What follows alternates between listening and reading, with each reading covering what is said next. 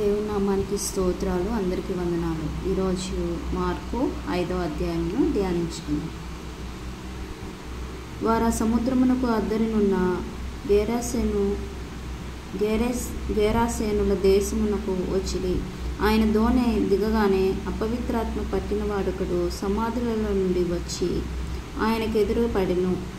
వాడు సమాధులలో వాసము చేసేడివాడు. సంకెళ్లతోనైనను ఎవడను వాణ్ణి బంధింపలేకపోయెను. పలుమారు వాని కాళ్లకును చేతులకును సంకెళ్ళు వేసి బంధించినను వాడు ఆ చేతి సంకెళ్ళు తెంపి కాలి సంకెళ్లను తుత్తునియగా చేసెను గనుక ఎవడను వాణ్ణి సాధుపరచలేకపోయెను. వాడు ఎల్లప్పుడూ రాత్రింబగళ్ళు సమాధులలోను కొండలలోనూ కేకలు వేయచ్చు తను తాను రాళ్లతో గాయపరుచుకొనుచు నుండెను. వాడు దూరము నుండి యేసును చూచి పరిగెత్తి వచ్చి ఆయనకు నమస్కారం చేసి, యేసు, సర్వోన్నతుడైన దేవుని కుమారుడా, నాతో నీకేమి పని? నన్ను బాధపరచుకోమని దేవుని పేరిట నీకు ఆనబెట్టుచున్నానని బిగ్గరగా కేకలు వేసెను. ఎందుకనగా ఆయన అపవిత్రాత్మ ఈ మనుష్యుని విడిచి పొమ్మని వానితో చెప్పెను. మరియు ఆయన, నీ పేరేమని వారిని అడగగా వాడు, నా పేరు సేన, ఏలయనగా మేము అనేకులమని చెప్పి తమ్మును ఆ దేశంలో నుండి తోలివేయవద్దని ఆయనను మిగులు బతిమాలుకొను. అపవిత్రాత్మ పట్టిన సేన అంట. ఆయనకి ఒక అపవిత్రాత్మ కాదు, అనేకమైన అపవిత్రాత్మలు పట్టి ఉన్నాడంట. అందుకని మేము అనేకమైన వారము అని మాట్లాడుచున్నాడు. సేన, ఏలయనగా మేము అనేకులమని చెప్పాడంట. కాబట్టి ఈ దేశం నుంచి మమ్మల్ని తోలివేయొద్దని బతిమాలుకుని అంట ఆ చీకటి శక్తులు. అక్కడ కొండ దగ్గర పందులు పెద్ద మంద మేయిచుండెను గనుక ఆ పందులలో ప్రవేశించినట్లు మమ్మల్ని వాటి యొద్దకు పంపమని ఆ దెయ్యములు ఆయనను బతిమాలుకొనెను. యేసు వానికి సెలవీయగా అపవిత్రాత్మలు వారిని విడిచి పందులలో ప్రవేశించినాయి అంట. ప్రవేశింపగా ఇంచుమించు 12,000 సంఖ్య గల మంద ప్రపాతము నుండి సముద్రపు దారిని వడిగా పరిగెత్తుకొని పోయి సముద్రములో పడి ఊపిరి తిరగక చచ్చిపోయింది అంట పందుల మంద. ఆ పందులు మేపుచున్నవారు పారిపోయి పట్టణంలో గ్రామంలో ఆ సంగతిని తెలియజేశారంట. కాబట్టి జనులు జరిగినది చూడ వెళ్ళి యేసునద్దకు వచ్చి, సేనాను దెయ్యములు పట్టినవాడు బట్టలు ధరించుకొని స్వస్థచిత్తుడై కూర్చొని ఉండుట చూచి భయపడిరి. జరిగినది చూచిన వారు దెయ్యములు పట్టిన వానికి కలిగిన స్థితియు పందుల సంగతియు ఊరు వారికి తెలియజేయగా తమ ప్రాంతములు విడిచిపోమ్మని వారు ఆయన బతిమాలు కొనసాగిరి. ఆయన దోణి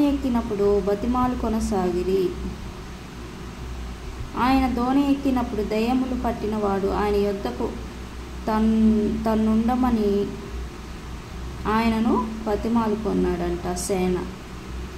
కాబట్టి ఆయన వానికి సెలవీయక, నీవు నీ ఇంటివాని యొద్దకు వెళ్ళి ప్రభువు నీ యందు కనికరపడి నీకు చేసిన కార్యములన్నిటినీ వారికి తెలియచెప్పుము అని యేసయ్య చెప్పాడంట.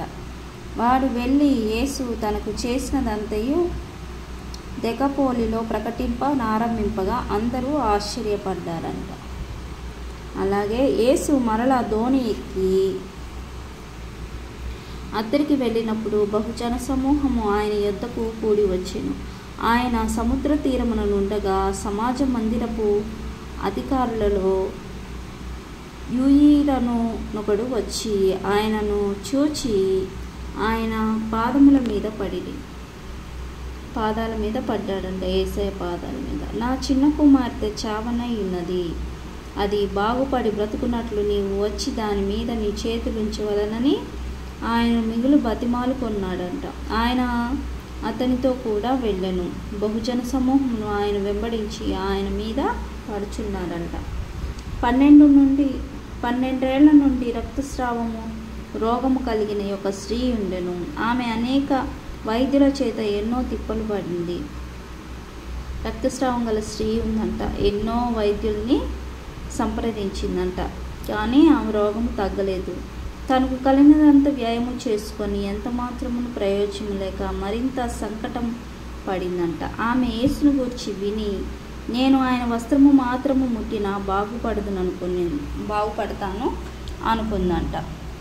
జనసమూహమును ఆయన వెనుకకు వచ్చి ఆయన వస్త్రము ముట్టిందంట. వెంటనే ఆమె రక్తధార కట్టినను కనుక తన శరీరంలోని ఆ బాధ నివారణ అయినదని గ్రహించిందంట. వెంటనే యేసు తనలో నుండి ప్రభావము బయలు వెళ్ళనని తనలో తాను గ్రహించి జనసమూహము వైపు తిరిగి, నా వస్త్రములు ముట్టినది ఎవరని అడిగాడంట. ఆ శిష్యులు అన్నారు, జనసమూహము నీ మీద పడుచుండుట చూచుచున్నావే, నన్ను ముట్టినది ఎవరని అడుగుచున్నావా అన్నారంట శిష్యులు. ఆ కార్యము చేసిన ఆమెను కనుగొనవలనని ఆయన చుట్టూ చూచెను. అప్పుడు ఆ స్త్రీ తనకు జరిగినది ఎరిగి భయపడి వణుకుచూ వచ్చి ఆయన ఎదుట సాగిలపడి తన సంగతి అంతయు ఆయనతో చెప్పిందంట. అందుకు ఆయన, కుమారి, నీ విశ్వాసము నిన్ను స్వస్థపరచెను, సమాధానము గలదానివై పొమ్ము అని యేసయ్య అన్నాడు. నీ బాధ నివారణ అయి నీకు స్వస్థత కలుగుగాక అని ఆమెతో చెప్పాడంట. ఆయన ఇంకనూ మాట్లాడుచుండగా సమాజ మందిరపు అధికారి ఇంట నుండి కొందరు వచ్చి, నీ కుమార్తె చనిపోయినది, నీవిక బోధకుని ఎందుకు శ్రమ పెట్టుదు అని అన్నారంట.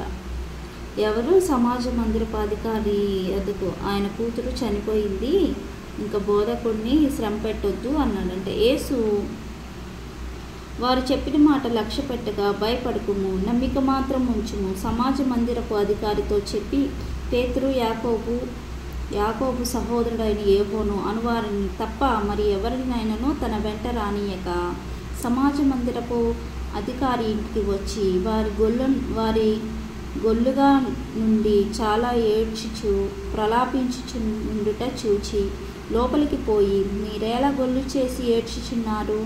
ఈ చిన్నది నిద్రించుచున్నదే కానీ చనిపోలేదని యేసయ్య వారితో అన్నాడంట. కాబట్టి ఆ చిన్నది చేయి పట్టి తల్లితాకుమి అని ఆమెతో చెప్పెను.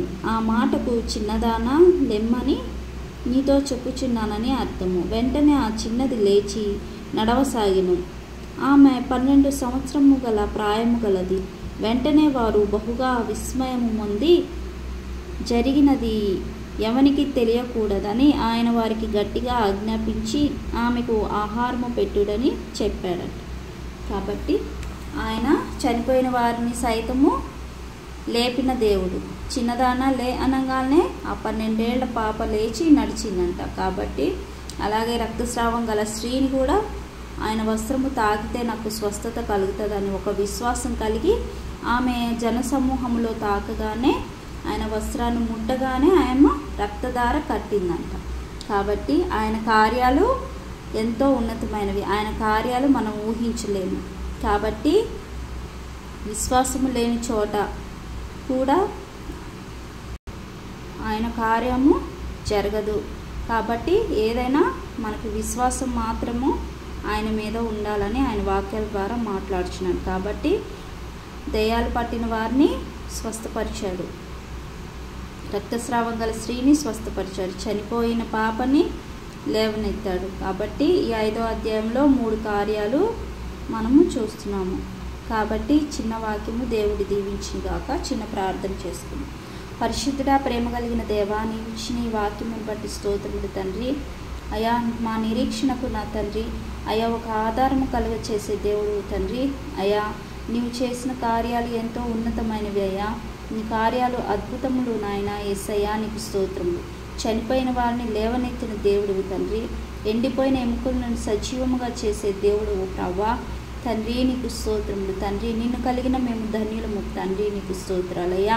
ప్రతి ఒక్కరు నీ వాక్యాలు చదువుచుండగా చూచుచుండగా తండ్రి, నీ వాక్యాల ద్వారా వారి హృదయాన్ని తాకి వారి హృదయాల్లో మీరు ఉండమని నాయన నీ ఆత్మీయ కార్యాన్ని జరిగించమని ప్రతి ఒక్క బిడ్డ నీ వాక్యాన్ని చదువులాగా సహాయం చేయండి. అయా వాక్యం నీవై ఉన్నావు తండ్రి. నీ వాక్యం చదువుచుండగా ఒక విశ్వాసాన్ని పుట్టించండి తండ్రి. నీకు స్తోత్రం. అన్ని విషయాల్లో మీరే తోడుండి సహాయం చేయమని, ప్రతి ఒక్కరిని దీవించి ఆశీర్వదించమని, ప్రతి ఒక్కరు మారు మనసు పొంది రక్షణ మార్గంలో నడుచుటకు కృపద ఇచ్చేయమని నజరేయుడైన యేసు నామములో ప్రార్థిస్తున్నాను తండ్రి. ఆమేన్. అందరికీ వందనాలు.